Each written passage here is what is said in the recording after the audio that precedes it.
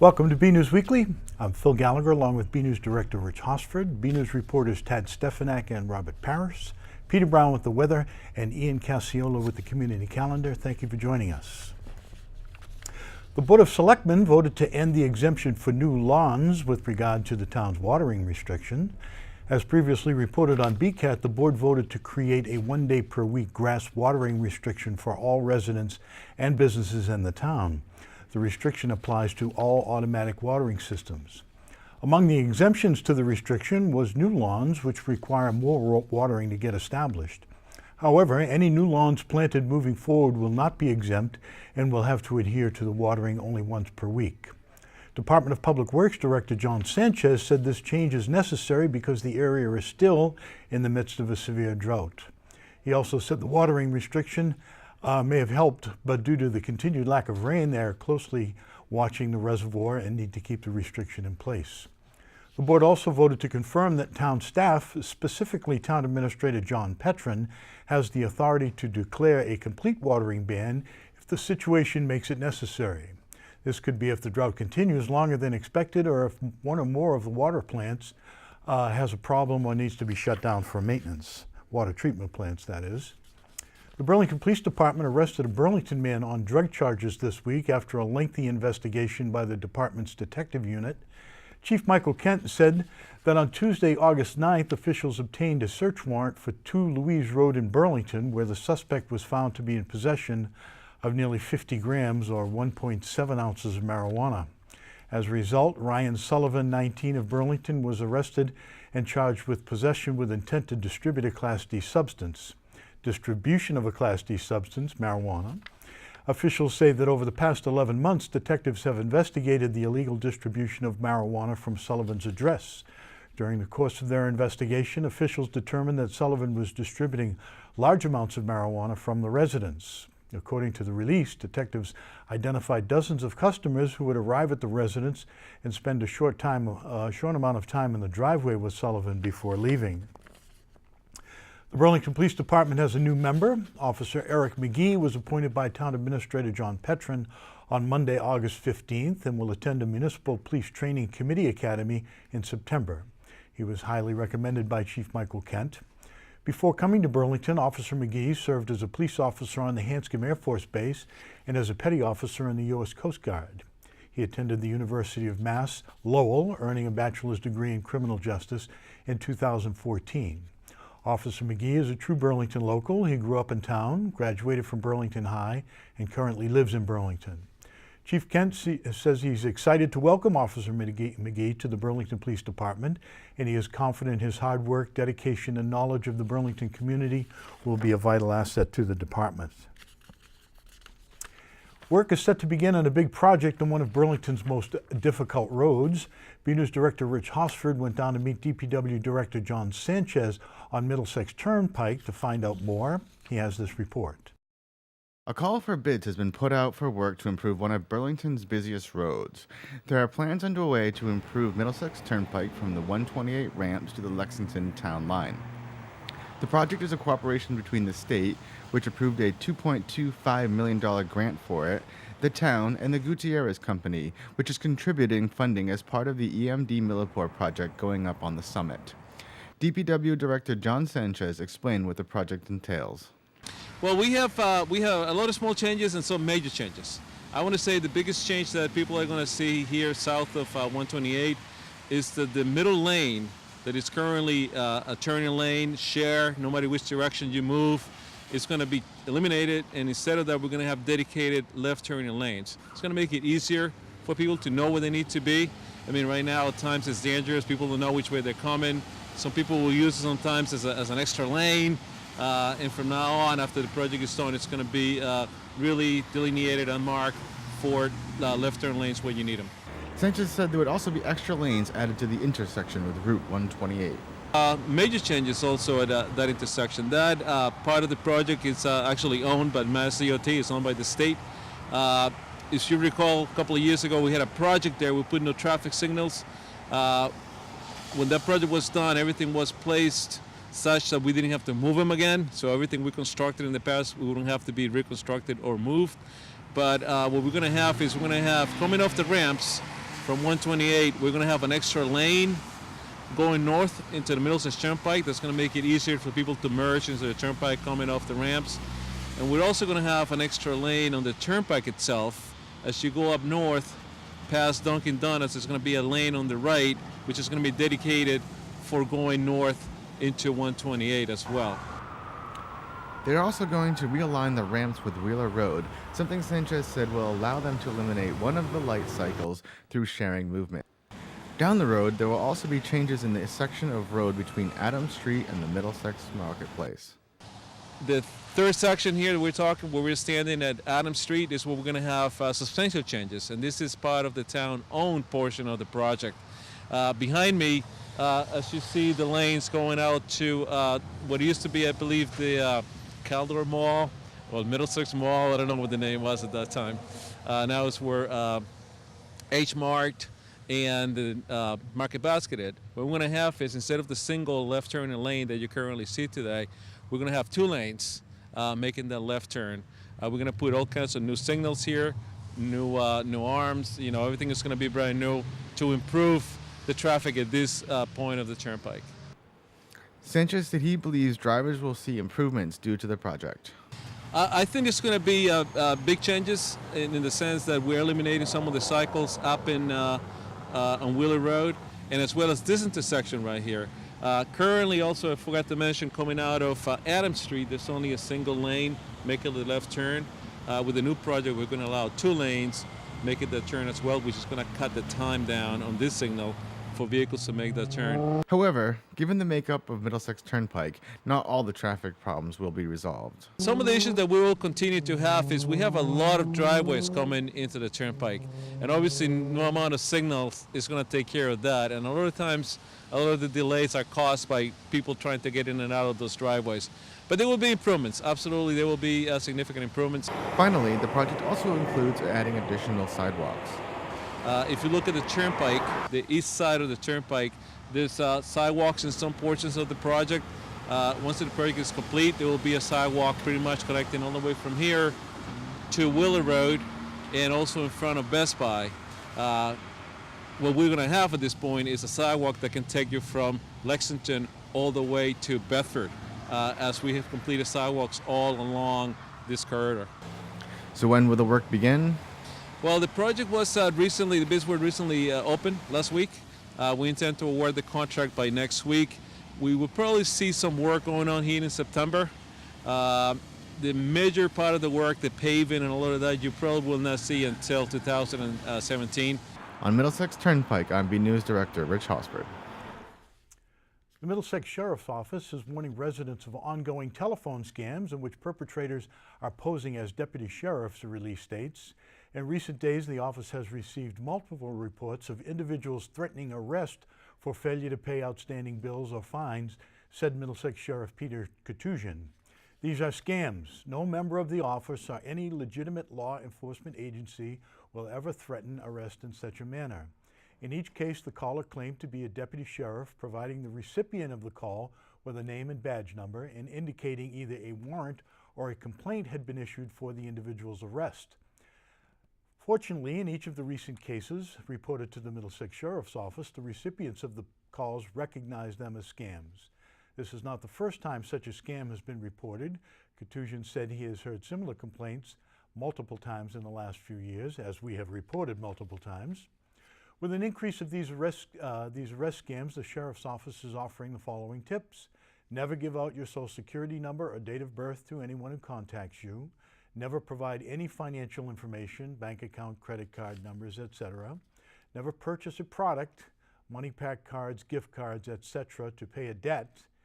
Never send a wire or an ACH. If a caller phoning about financial issues identifies themselves as a member of law enforcement, get their name, hang up the phone and call information or look up the agency's main telephone line. Then call the main number, ask for that officer by name, and remain on the line to speak with them. But always remember, a legitimate member of law enforcement will never demand money. September is right around the corner, and that means the kids will soon be heading back to school. To find out what the school department is doing to prepare, Bnews reporter Tad Stefanak went to speak to some of the leaders in the department, and he has this report. To the chagrin of Burlington students and the delight of parents, the first day of school is nearly 2 weeks away. However, Burlington Public Schools have been working hard through the summer on improvements to the facilities and curriculum. Superintendent Dr. Eric Conti. There was a statement of interest submitted to the Massachusetts School Building Authority for a high school renovation, which would include updating the heating and air conditioning units that are part of this building. And again, you have to remember this building is 360,000 square feet. It's a large building, and we did have some upgrades done as a bridge to get the boilers through another couple winter seasons. So that's the work we did this summer. The Pine Glen roof was the sections that were over the academic wing and the cafeteria and the gymnasium, and those were completed and done. And then we just had a lot of other smaller projects happening, a lot of major cleaning going on. Our custodial staff, maintenance staff did a fantastic job this summer, like they always do. And I think there's this misperception that teachers don't do anything over the summer. We have teachers here all summer. There's actually some teachers sitting out in the school committee room now doing some pre-planning. Last week we had 30 elementary teachers in doing a responsive classroom training, which is a training on some social emotional learning for elementary students. The week before that we had another group in, so we have teachers here all summer working on curriculum. Assistant Superintendent Patrick Larkin on the district's professional and curriculum updates. We're making a little bit of a move to try to get better at using something called Open Educational Resources. An acronym OER is used a lot of times for that. And again, people have talked about this. I don't want people to be misled, but it's basically a transition from buying things from publishers like old textbooks or traditional textbooks, not old textbooks, and moving to some free online resources that might be available. But it's a large undertaking. It's not something where we say we're throwing all our textbooks away or we're never going to buy another textbook. It's really just looking at what's out there. Are there quality resources that we can use that are going to save us money and maybe allow us more flexibility because they're available digitally? So again, that's something we're looking at. We're starting to study. We're doing a little bit of work in a couple areas. But teachers and students, I don't think will see a huge change in the way they do business in that regard, but it's just something people may hear some conversations about. We have curriculum that meets the needs of everyone in our district, that it's culturally sensitive, it's not a slanted point of view, but those are things that we've been doing all along, so it's something again that we continue to do each summer and make sure we're aligned to the Common Core, that things are up to date that way. Common Core and Park standardized testing have been hot-button topics in recent years and have been going through some changes here in Massachusetts. I think we've had a lot of things come at us over the last few years with, the changes in testing online, which has been a change for teachers and students. There's a new state assessment, and it's called MCAS 2.0. It's actually technically not Park, even though they're using Park questions. It's a little bit confusing, but I think the state board again voted to go to an MCAS 2.0. There was a lot of feelings about Park and testing online, and so Massachusetts, again, our test scores have always been, some of the top in the world. If you rated Massachusetts against other countries, we're usually up near the top. So there was this thing in Massachusetts, do we really need to make some of the drastic changes that are happening in other states, maybe that haven't done traditionally as well? And they're hoping that every district in the state will be administering the test on a computer by 2019. And so we're doing it now, but again, there are about 350 school districts across the state of Massachusetts that have to implement this as well. We're not really a test-driven school district. I think sometimes, unfortunately, with some districts that are struggling, they're in line to be taken over by the state. I mean, I think unfortunately the culture can become very test-driven, which they're just worried about the standardized test and getting kids ready for that. But I think here we're looking at some higher level things. So in our test scores, again, continue to be high average to above that. While navigating the procedures and scores of standardized testing, the focus of Burlington schools is on quality instruction in each classroom. We've done a lot of hiring this summer. We have, I think, about 25 individuals that we've hired, mostly for existing positions, but we have some new positions coming in. We're very pleased. Again, I've met all of them. Very excited to have very talented new people. Burlington is a desirable place to work, so we've attracted, I think, just some great talented people. And again, it's all about the talent of the people in front of kids. The libraries at Burlington schools are being adapted for the culture and scholastic needs of the digital age. What should the library look like in this day and age? Certainly an elementary library is always going to be, have a good foundation of solid books for kids to come in and take out and read. But they're also looking at, how do we kind of pair that with the digital culture that's out there, and, how can we draw more people in? So we're seeing a close connection with our technology integration teachers at the schools, and our librarians are working very closely together.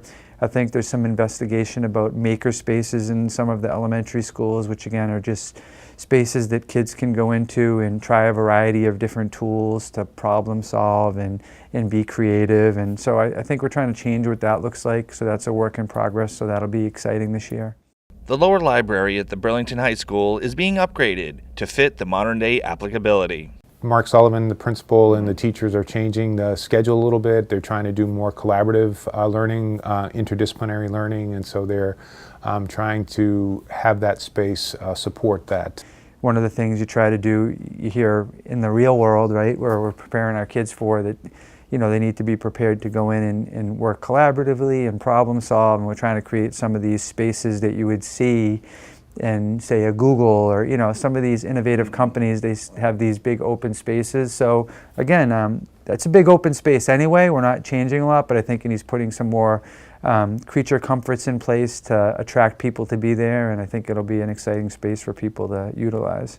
Burlington schools are ready for the fast approaching school year, and their forward thinking not only prepares our young people for the real world, but the developing roles that they'll play in the future to come. If you're in Burlington, and I don't come from Burlington, this will be my 10th year this year, so I feel fortunate to have that tenure here. But the more I talk to my colleagues from other places around the state, again, I realize how fortunate we are to have the resources that we have here and the support of the town and the school board and so forth down the line. And we have a pretty healthy relationship in town with all the different boards and work pretty well together, and I think that's allowing us to continue to move forward. We're not getting bogged down in low-level conversations surrounding things that don't have to do with classrooms and student learning. So it's a good place to be, and we're fortunate. I'm fortunate to be here, and hopefully kids and parents feel that way. And if they don't, I think we're trying to continue our outreach, and we're going to get negative feedback, and we don't say we're right about everything we do here, but we want to have constructive conversations to continue getting better. It's an honor to be here. It's if you're going to do my line of work, this is the great place to do it. So I really like this time of year. It's exciting. I love when the kids come back to school and the teachers come back. It's just the energy changes completely. So I know some people dread the end of summer. I always really look forward to the fall, and it's just a very exciting time is what I would say. And it's such an honor to work in Burlington, and it's just a very supportive community. The residents, the business community, the parents. Feel very fortunate to be here. From Burlington Public Schools, I'm Bnews reporter Tad Stefanak. Back to you in the studio. Visitors to the AMC Theater in Burlington will soon be able to enjoy their movie while sipping on a glass of beer, wine, or cocktail. Board of Selectmen approved an all-alcohol liquor license for the establishment after some discussion during the meeting Monday night. As reported on Bnews in January, the board made changes to the alcohol bylaws to add theaters and cinemas into the bylaws, paving the way for the application that was before them this week. During that meeting, AMC's George Patterson said the cinema industry has changed recently. Now they cater to an older clientele with amenities like larger reclining chairs, upgraded food, and reserved seating. He said that for 25 years the industry had lost the adult client, but now people over 21 years of age make up 70% of moviegoers. He said AMC currently operates 146 locations that serve alcohol. The vote for approval in Burlington came after a few details were ironed out. The first was of the details concerning an employee meant to keep an eye on all alcohol consumption. During the June meeting, Patterson said the theater would have a dedicated spotter on shift while alcohol was being served. This employee, he said, would not be given any other duties and would only roam the theater looking for alcohol being passed to minors. In July, attorneys for AMC argued the spotter should be allowed to have extra duties, especially when the theater is slow, such as helping customers find their seats. The board relented to that concession, but held firm when the attorneys this week tried to push for more discretion in what the spotter could do besides monitor alcohol consumption. There was also some pushback from AMC representatives to limit customers to 2 drinks per day. Members of the board, however, held firm and approved the license on the condition that all the rules be followed. A representative from AMC said construction of the bar will begin in October. The Board of Selectmen voted in favor of including a warrant article in the September town meeting that would give the town permission to seek 8 additional licenses from the state. I think we're over 20 on the allotted amount currently. The licenses, which would be for 6 all alcohol and 2 beer and wine, would be dedicated to the Town Center Route 3A Overlay District. The district is largely comprised of Cambridge Street from roughly the high school to near the Billerica line. Town Administrator John Petrin said the new licenses would help support smaller, family-owned businesses. He said recently many of the bigger restaurants have bought out smaller establishments' licenses, but he thinks that is less likely to happen in the center of town. Members of the board supported the proposal. Selectman Chris Hartling said that this was part of the plan for the Town Center Overlay District and that people wanted an emphasis on smaller bistro-style restaurants. The licenses would be dedicated to the district and therefore could be transferred to businesses only within it, but not moved to any other part of town. The board voted 5-0 to approve the warrant article for the September town meeting. If that body votes in favor, the town will then petition the state legislature for approval for the additional licenses. The Burlington Food Pantry has undergone some renovations recently and is still working hard to help those in need in the community. Bnews reporter Robert Paris went down to look at the changes and find out what help they need. Notice anything different about Burlington's food pantry? Need a hint? Look down. This week I went to the pantry to talk to Jay McKinich about the recent completion to the building. We had a wonderful renovation done this year, back in the latter part of June, and then over the summer we replaced our flooring. So we used to have carpet, which over the years had gotten kind of dingy. And now we have this gorgeous linoleum floor, which is very colorful, and I have gotten so many smiles and so many compliments on this floor. I just love it. The shelving you see behind us as part of the renovation were actually brand new shelves that were donated by the Breakfast Rotary Club. She also made remarks on the difference between the 2 flooring units. Well, the big difference is it's so much easier to keep clean. We can sweep it, we can wash it. With the carpet before, we always had to worry about whenever like a jar spilled or vegetables, with the carpet, it was just really hard to keep clean. In the winter, people pull in dirt and mud, and it just, over the years, it had gotten kind of disgusting. How long did the renovation take? So the actual work on the pantry took about a week. The hard part was, obviously, in order to do the floor, we had to empty the building. So emptying the building took a day, but putting it back together has taken us pretty much the rest of the summer. It takes a long time to get things moved back in and organized and and we're still kind of tweaking things. We've changed a little bit the flow of the pantry, so now it seems more efficient. The clients have really complimented how they get in and out quicker, and it just makes more sense the way things are set up. So we were very excited to be able to do that as part of the renovation process. Want to make a difference at the food pantry? Here's how. We're always looking for volunteers. The summer months are particularly hard because a lot of our regular volunteers are either seniors that go away for the summer, or a lot of them are stay-at-home moms who then have their kids home with them in the summer. So we lose a lot of our regular volunteers during the summer months. So we need other volunteers to come in and pick up the slack. There's usually someone here Monday through Thursday from 9 a.m. to 2 p.m., and we need volunteers throughout the week for that. We also have, all throughout the year, we have on Saturday mornings, the first and third Saturday of each month, we have what we call our Saturday sort. So the bins you see right behind me are food that has been donated in various locations around town. It's brought here, and then on those 2 Saturdays, we sort it and get it organized to go onto our shelves. From down here at the food pantry, I'm Robert Paris for Bnews Weekly. The Burlington Fire Department will be receiving federal money to help fund staffing increases. On Tuesday, the Office of Congressman Seth Moulton announced that a $578,000 grant from the Federal Emergency Management Agency has been awarded to the Burlington Fire Department.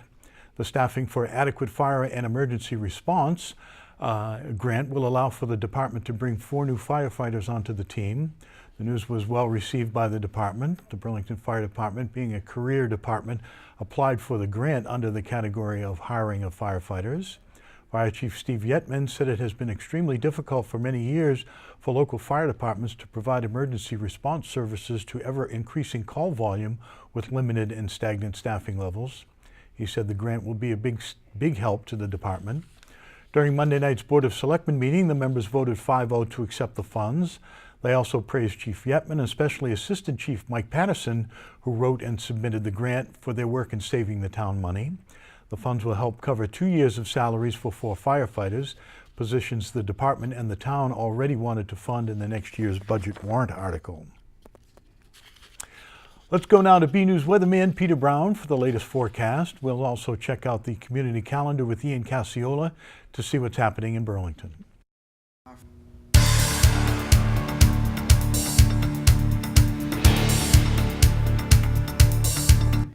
Well, hello everyone. This is Peter Brown with a look at your weather for the upcoming period. As we start off looking at our Thursday, look at this. We're going to see temperatures, no surprise, again in the upper 80s, so much above normal, that's for sure. As you can see, we're actually not going to be too far from the record high starting off the period. So again, but look at this. We're getting up to the end of the period, August 24th, so we're going to be starting to round out meteorological summer pretty much. And you can also tell, look at how short the days are getting as compared to back in June. So that is a sign that fall is on its way, but we can't tell by the temperatures of the precipitation, that's for sure. As we move ahead, I'm going to show you a little bit about what's going to be going on with our weather for the next couple of days coming up here. And as we go to the next graphic, I'm going to show you this is pretty much, it's going to be par for the course. There really is not going to be a whole lot of rain, and I know that's the last thing anybody in the Burlington area wants to hear right now, that's for sure. But we're going to have pretty much high pressure center after high pressure center sitting right off of the coast out here. That's going to mean usually southerly and southwesterly winds, so that's going to bring in warm and relatively dry weather. Maybe by the end of the period, as you can see up here in southeastern Canada, we might see a front approaching us that could bring us maybe some spotty showers, but other than that, not really much to help the drought. And as we move ahead, I'm going to show you a graphic, and this is something that's very, very telling. This is something we were hoping in the Burlington area we weren't going to see happen, but as you can see, the past few weeks, we didn't have this red shading on the map, and that means right here, and this is really only in really our local area, Burlington and a few other towns and cities around us, we are now officially in an extreme drought. So that's pretty serious, folks. This is getting on par with the types of droughts that they've seen before out in the West and everything, and in Texas before. So it's getting pretty bad, and I'm sure most of you can tell by how low your water levels are in your wells right now. A lot of them are almost dry, and some of our small ponds and streams are actually getting dry now. So we have to just hope the best, and hopefully rain will come to get us, but it doesn't look like much in the upcoming period. As we move ahead, I'm going to show you some of the temperatures and the profiles, and look at this. Basically, for the first half of the period, what you see is what you get. Temperatures in the mid to upper 80s, so above average temperatures at night as well, temperatures in the mid to upper 60s. As you see, by the time we get to the ends of the period, Monday, Tuesday, and Wednesday, we introduce a chance of maybe a few showers with a front approaching us. Temperatures are going to cool down, we think about, again, but again, the precipitation outlooks only look like about 10 to 20% of a chance of rain, so it doesn't look like, unfortunately, we have much help coming in drought relief, that's for sure. So we're going to have to keep our eyes out, and hopefully we get some rain coming. But I hope you can get out there and enjoy some of this wonderful weather that we're having as we get towards the end of summer. And have a great week, everyone.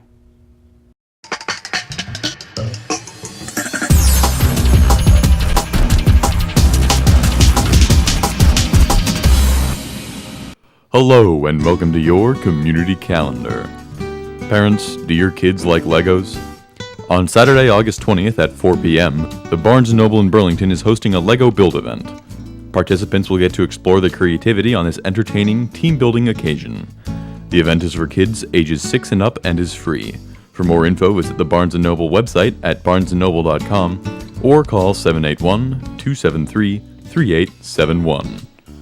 Next, learn a little bit of history while you relax. On Saturday, August 27th, the Burlington Recreation Department is hosting a day trip on a Thimble Island cruise. The Thimbles have been described as a piece of the Maine coast that drifted into Long Island. Approximately 85 homes were built, mostly during the Victorian era, and they are complete with widow walks, gingerbread trimmings, and genteel gazebos. Pre-registration is required, and the cost per person is $116.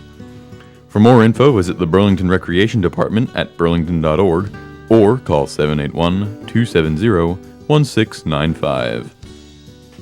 The Summer Olympics are coming to a close. On Saturday, August 27th at 11 a.m., the Barnes & Noble in Burlington is hosting a summer reading triathlon closing ceremony. Kids have been voting for their favorite hero and place in books all summer. Voting closes on Sunday, August 21st, and the bookstore will announce the local and national gold, silver, and bronze medal winners at this event, where kids will enjoy activities and get a reward for their excellence in reading over the summer. The event is free. For more info, visit the Barnes & Noble website at barnesandnoble.com or call 781-273-3871. This has been your Community Calendar. I'm Ian Casciola. Back to you in the studio.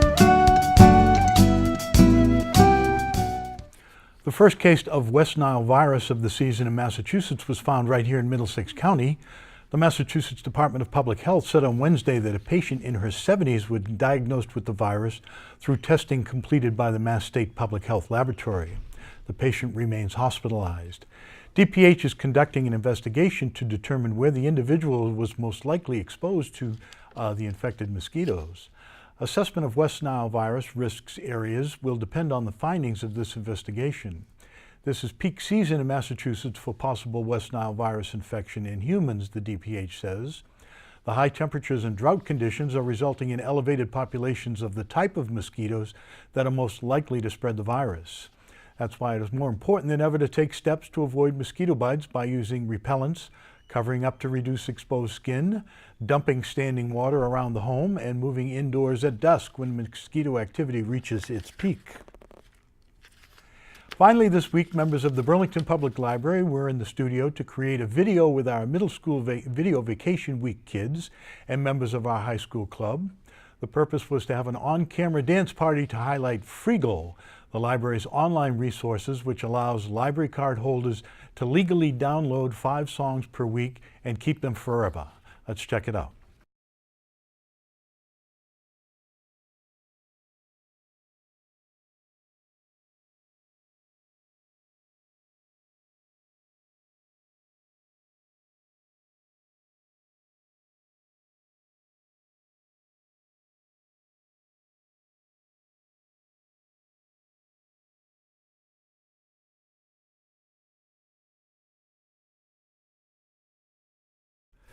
Okay, that's it from the news desk here at Bnews Weekly. I'm Phil Gallagher, along with Bnews Director Rich Hosford, Bnews reporters Tad Stefanak and Robert Parrish, Peter Brown with the weather, and Ian Casciola with the Community Calendar. Thank you for joining us.